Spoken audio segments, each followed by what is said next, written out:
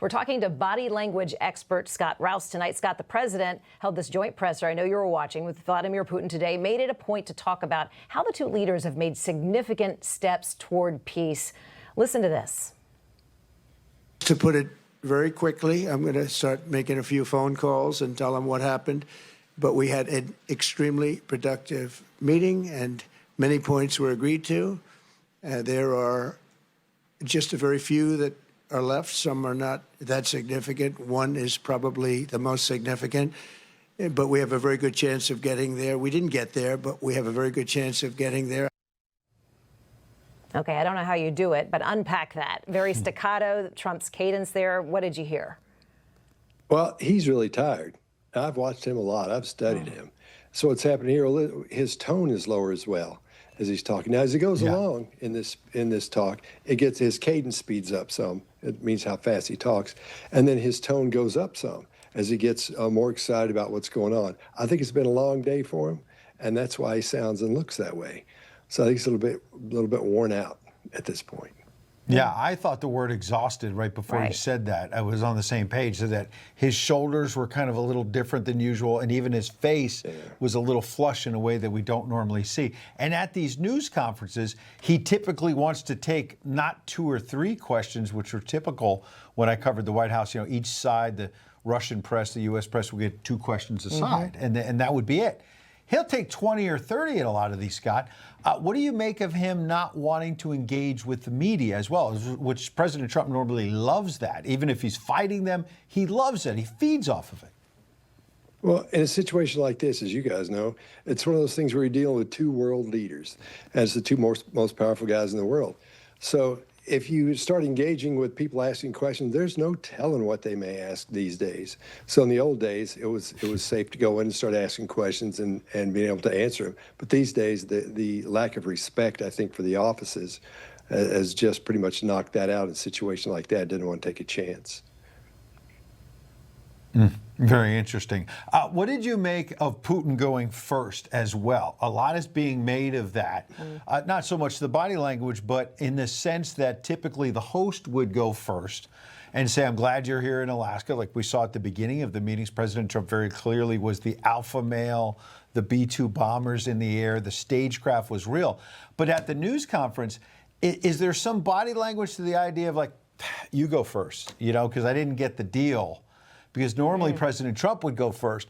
And he looked somewhat annoyed, in my estimation, as well, that Putin has this tendency to give you history lessons of what he thinks. Platitudes. Yeah. There were platitudes. And President Trump likes to get to the point. Putin doesn't. Right. Well, in a situation like that, and I know what you're talking about because I noticed that as well. And I think what's happening is he's treating Putin like the guest. Now, that's an alpha move because he's in charge now. Putin may be thinking he's not going first, or maybe he's the one that chose to go first. But in this situation, notice how much Trump doesn't smile. He smiles almost the same amount, but the smiles aren't as big. He's not as into this, it looks like, because you're dealing with somebody whose whole life is about being an alpha male when you're talking about Putin. So all these little things that are happening here, especially after this press conference, you'll see Trump pat him on the back. That is a big alpha move right there. Believe it or not, it's subtle. Some of these things are very subtle. But that kind of thing says, I'm the guy in charge because I'm the one welcoming you and you did a great job, patting him on the back. Those kind of things, those are pretty powerful in situations like this. Yeah, and it's like the way he shakes hands, too. He doesn't just shake your hand. He, like, grabs the hand, and much has been made of that he just kind of sucks the other guy in. And right there, he's pulling him in. It's like, hey, I'm in charge. I want to go back to the initial meeting. They're right here on the red carpet, the 2 world leaders meeting there on the tarmac, shaking hands, to your point, Ed. And then that initial interaction, as Ed mentioned, pulling him in from that moment forward, stepping up. He came down the air stairs first, waited for him. He was the host, appropriately so. But then the moment where that bomber flew over and those fighter jets, and you kind of saw Vladimir Putin's face look up, it was a moment that he clearly knew you were on U.S. soil. Exactly. And the reason he's pulling him in like that, President Trump is 6'3", and Putin is 5'7", from what I understand. My bet would be he's about 5'5", but maybe looks a little taller in those shoes. But he's some lifts. That move.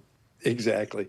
So that move is to get him close to him. That shows you that he's controlling his own space, in other words. So President Trump can pull him in as close as he wants and doesn't have fear of that, has no problem doing that. Yeah. If you'll watch Putin, Yeah. he sort of stays back. He comes in some, but he still stays rigid and taut as far as his posture goes, and doesn't lean forward to come in or fall off balance. So that's pretty right. powerful at the same time, too. Another moment that's getting a lot of attention on social media is when they first sat down after all of that, and they didn't take questions. This is at the beginning of the meetings, and the U.S. media and the international media started screaming at Putin, can we trust you? Will you go for a ceasefire? And his facial expressions Right there.